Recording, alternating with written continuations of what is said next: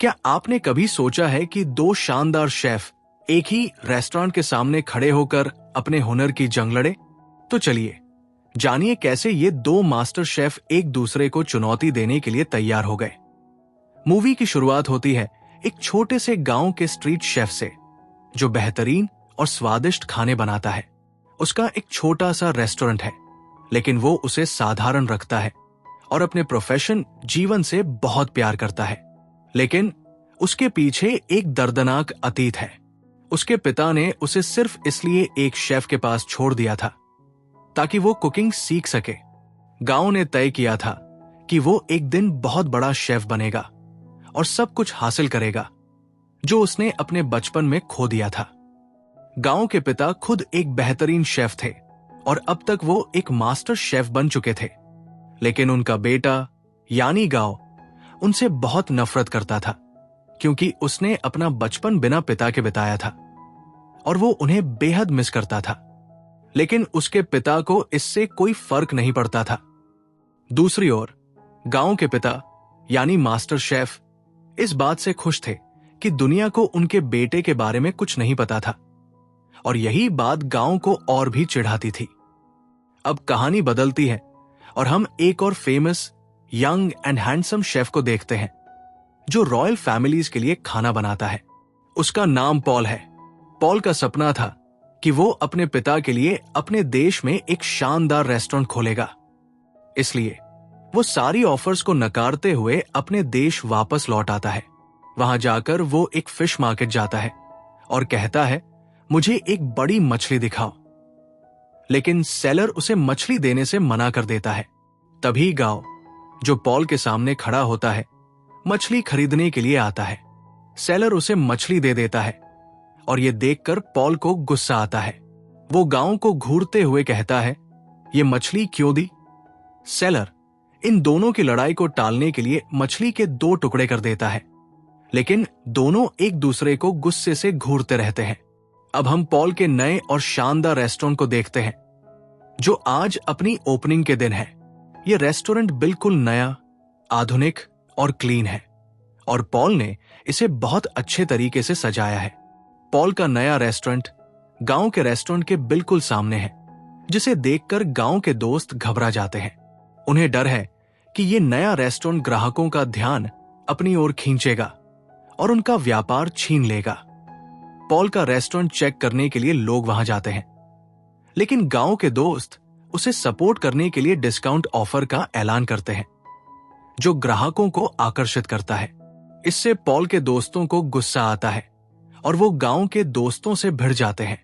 दोनों पक्षों में ये विवाद बढ़ता है और वो ये तय करते हैं कि क्यों ना एक कुकिंग कंपटीशन रखा जाए ताकि ये देखा जा सके कि कौन बेहतर शेफ है।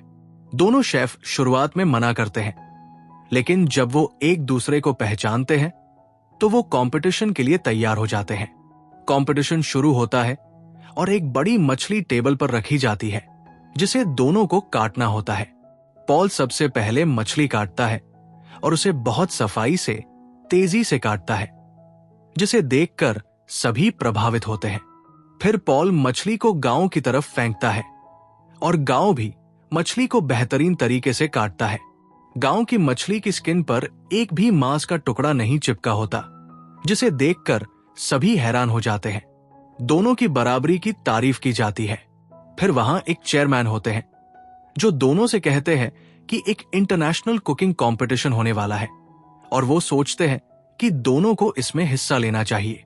अब दोनों को साबित करना होगा कि उनमें से कौन है असली किंग शेफ। शेफ अब दोनों तैयार हो जाते हैं और पॉल मीडिया से कहता है, मैं फ्रांस में कुकिंग करता था, लेकिन जब चाइना आया तो देखा कि लोग पुराने तरीकों से कुकिंग कर रहे हैं। और ये बात वो कहीं ना कहीं गांव को ही सुनाने वाला था। गांव को यह सुनकर बहुत गुस्सा आता है। अब सभी को पता चलता है कि पहले राउंड में कंपटीशन होगा और अगर ये लोग जीतते हैं तो फाइनल में पहुंच सकते हैं और एक बड़े मास्टर शेफ से मिलने का भी मौका मिलेगा। वो मास्टर शेफ कोई और नहीं बल्कि गांव के खुद के फादर थे। वहीं गांव की दोस्त पॉल के रेस्टोरेंट में आती है और पॉल की दोस्त उसे कहती है, आज का खाना हमारे यहां खाओ। वो दोनों रेस्टोरेंट पहुंचते हैं, लेकिन पॉल का खाना नहीं, पॉल की फैमिली खाना सर्व करती है। वो fried egg curry plan port की तरह दिख रहा था, लेकिन उसका स्वाद बिल्कुल अलग था। यह देखकर गाव सोचता है कि सच में पॉल की कुकिंग बहुत एडवांस है। फिर वो गुस्से में किचन में जाता है और पॉल से कहता है, तुम ये दिखाकर क्या साबित करना चाहते हो कि तुम बहुत अच्छे हो? पॉल चुप रहता है और कहता है, चलो मीट पकाने की चुनौती देता हूं, देखते हैं कौन ज्यादा अच्छा पकाता है। गाव चुनौती को स्वीकार करता है और बहुत अच्छे से मीट पकाता है। जब उसे टेस्ट करता है तो वो बेहद स्वादिष्ट लगता है। पॉल कहता है, मैं तुम्हें सेम रेसिपी से यही डिश बनाकर दिखाता हूं। पॉल भी कम समय में वही डिश बना लेता है, और जब गाव अपनी डिश और पॉल की डिश की खुशबू को महसूस करता है तो उसे दोनों में कोई फर्क नहीं महसूस होता। वो समझ जाता है कि पॉल का तरीका सच में एडवांस है और उदास होकर वहां से चला जाता है। फिर गाव को कोई बताता है कि उसके पिता उसे बुला रहे हैं। गाव अपने पिता के पास जाता है और कहता है, आपने मुझे क्यों बुलाया, जबकि आप मानते नहीं कि मैं आपका बेटा हूं? मास्टर शेफ उसे कहते हैं, मैंने ऐसा इसलिए किया था ताकि दुनिया ये न कहे कि तुम मेरे बेटे हो, इसलिए तुम इंटरनेशनल कंपटीशन में पहुंच सके। मैं चाहता था कि तुम खुद इसे हासिल करो। गाव जवाब देता है, डैड, मुझे आपकी मदद की कोई जरूरत नहीं। जब मुझे आपकी जरूरत थी तब आप मेरे पास नहीं थे। अब मैं ये साबित करके दिखाऊंगा कि मैं वही हासिल कर सकता हूं जिससे आपने मुझे छोड़ा। गाव ये कहकर वहां से चला जाता है क्योंकि वो अपने पिता की बातों पर विश्वास नहीं करता। अगले दिन इंटरनेशनल कुकिंग कंपटीशन होता है। दोनों, पॉल और गाव, तैयार होते हैं। समय की शुरुआत होती है और पॉल एक स्वीट डिश बनाता है, जबकि गाव चिकन डिश तैयार करता है। दोनों अपनी डिश पर मेहनत करते हैं। पॉल समय से पहले अपनी डिश तैयार कर लेता है और गाव की डिश भी शानदार बनती है, समय पर पूरी हो जाती है। जजेस और ऑडियंस दोनों की डिश से इंप्रेस होते हैं। टेस्टिंग होती है और दोनों को समान अंक मिलते हैं क्योंकि उनके खाने में ज्यादा फर्क नहीं था, दोनों ही टेस्टी थी। तभी स्टेज पर एक जज आता है और कहता है, दोनों की डिश का स्वाद शानदार था, लेकिन पॉल का टाइम मैनेजमेंट मुझे ज्यादा पसंद आया, इसलिए पॉल ने यह प्रतियोगिता जीत ली। पॉल खुश हो जाता है, लेकिन गाव बहुत उदास हो जाता है। वो हार के बाद घर नहीं जाता और वीडियो गेम्स खेलता रहता है। कई दिन ऐसे ही बिताता है। एक दिन वो उसी शेफ से मिलता है जिनके पास उसने अपना बचपन बिताया था।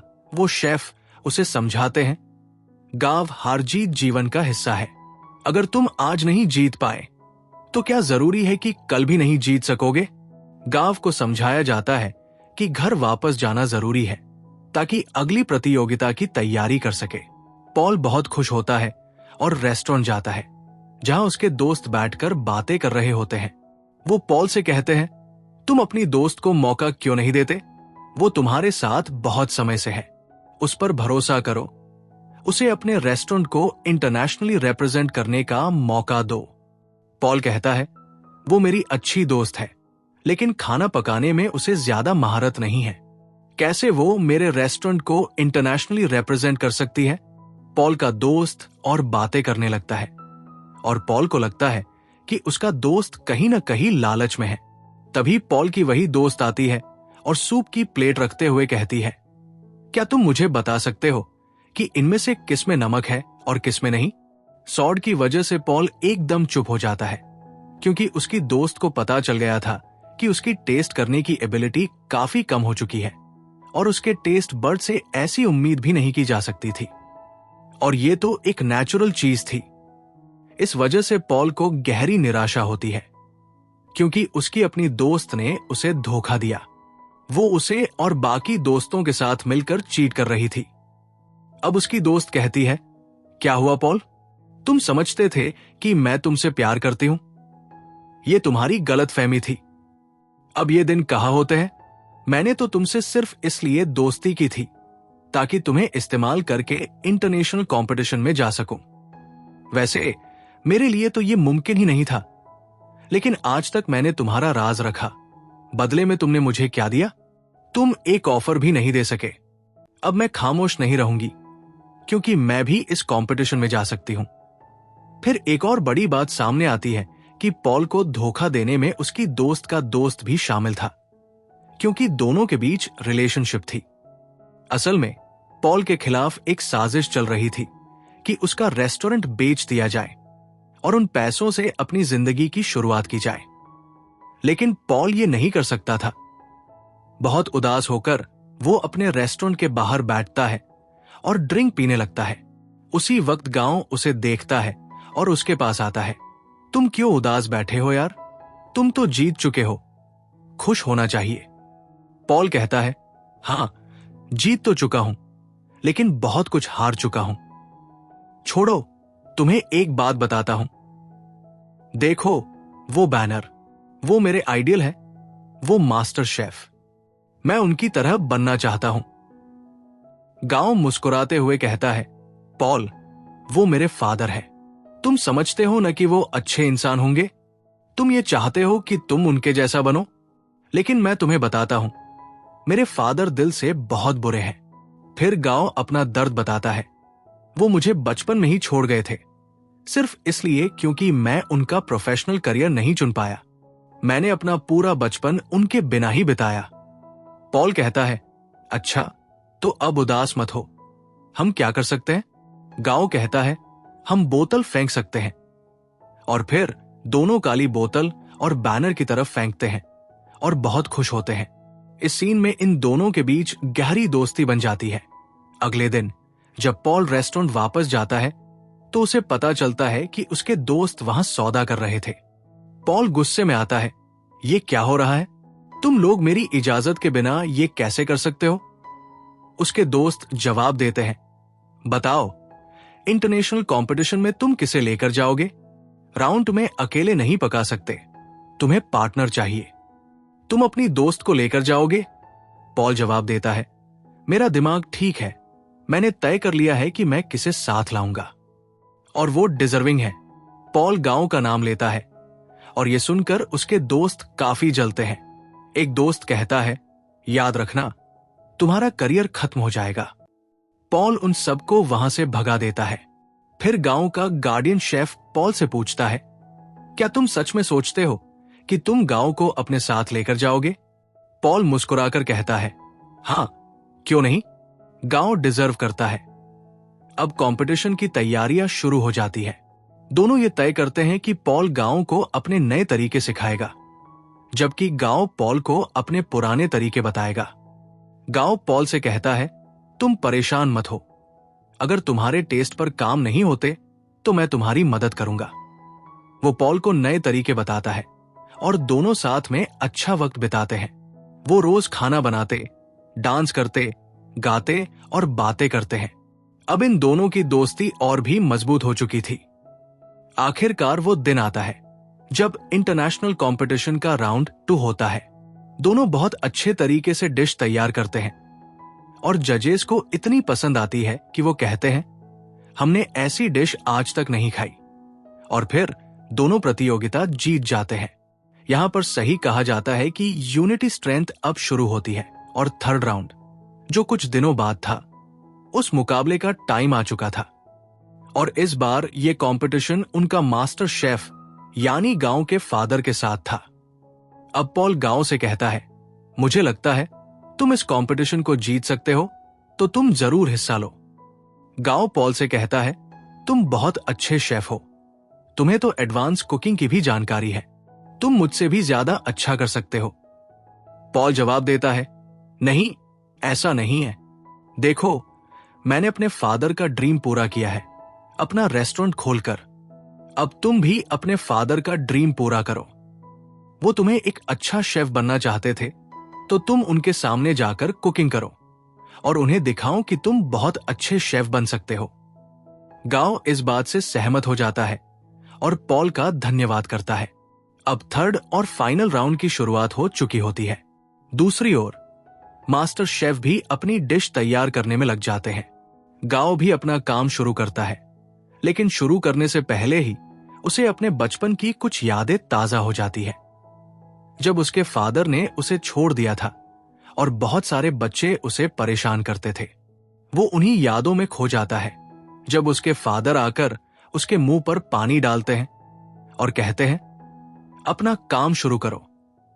अब गांव अपना काम शुरू करता है। दूसरी तरफ मास्टर शेफ यानी गांव के फादर एक बहुत ही प्यारी और स्वीट डिश बनाते हैं, जैसे कि आग लगी हो और उसमें से एक खूबसूरत फूल निकल रहा हो। उस फूल का स्वाद इतना अच्छा होता है कि जजेस को वो बहुत पसंद आता है। अब गांव की बारी आती है। वो अपनी डिश पेश करता है। वो नूडल्स बनाकर सीधे अपने फादर के पास जाता है और उन्हें वो पेश करता है। मास्टर शेफ नूडल्स को चखते हैं और कहते हैं कि ये बहुत स्वादिष्ट है। ये वही नूडल्स थे जिनके कारण गांव को उसके फादर से डांट पड़ी थी कि तुम नूडल्स तक नहीं बना सकते। लेकिन आज गांव ने इतनी स्वादिष्ट नूडल्स बनाई हैं कि उसके फादर उन्हें खाने से थकते नहीं। नूडल्स खाते हुए वो अपने बेटे को सराहते हुए कहते हैं, शाबाश बेटा, तुमने बहुत अच्छे नूडल्स बनाए हैं। इस पर दोनों बाप बेटा काफी इमोशनल हो जाते हैं। ऑडियंस को भी अब समझ में आ जाता है कि उनका सरनेम एक ही है और उनका बिहेवियर देखकर यह साफ नजर आता है कि ये दोनों पिता और बेटा है। गांव का ख्वाब अब पूरा हो चुका था और उनके फादर का भी। अब दूसरी ओर हम रेस्टोरेंट में देखते हैं कि पॉल और गांव साथ काम कर रहे हैं। उनकी ऑडियंस पहले से कहीं ज्यादा बढ़ चुकी है, यानी उनके पास और भी ज्यादा कस्टमर्स आ रहे हैं। लोग उनका खाना बेहद पसंद कर रहे हैं और उनके रेस्टोरेंट में अब रौनक ही रौनक हो चुकी है। इसी के साथ मूवी का अंत होता है।